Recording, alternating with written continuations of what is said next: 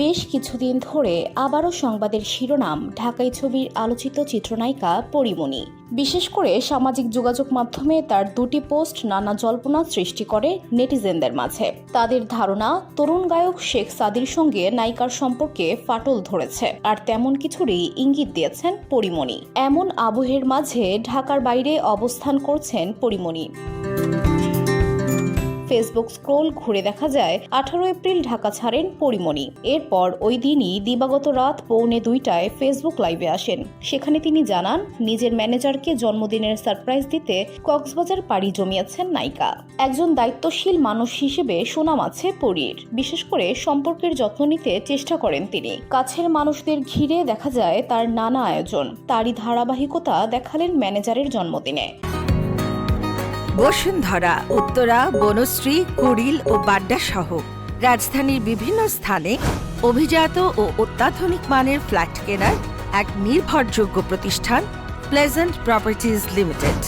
তাই আপনার স্বপ্নের আবাসনের জন্য আজই যোগাযোগ করুন।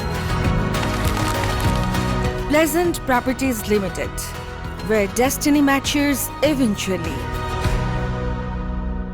পোস্ট করা ভিডিওতে এই নায়িকা বলেন, আমার যে ম্যানেজার নাম তুরান, যিনি আমার সবকিছু ম্যানেজ করেন, আজ তার জন্মদিন। তাই হঠাৎ করেই কক্সবাজার এসে ওর জন্মদিনটা সেলিব্রেট করছি। জানা গেছে, বিশেষ আয়োজনে ম্যানেজারের জন্মদিন পালন করার পর সেখানেই দুই সন্তানকে নিয়ে কক্সবাজারের সৌন্দর্য উপভোগ করছেন অভিনেত্রী। 20 এপ্রিল ফেসবুকে একটি ভিডিও আপলোড করেন পরী। সেখানে দেখা যাচ্ছে ছেলে পুণ্যকে নিয়ে বৃষ্টি উপভোগ করছেন এই নায়িকা। সোমবার 21 এপ্রিল কক্সবাজারেই অবস্থান করেছেন তিনি। সেখান থেকে ভক্তদের সঙ্গে শেয়ার করেছেন সকালের সুন্দর মুহূর্ত। সবুজ রঙের টি শার্ট পরা 4টি ছবি পোস্ট করেন পরীমণি।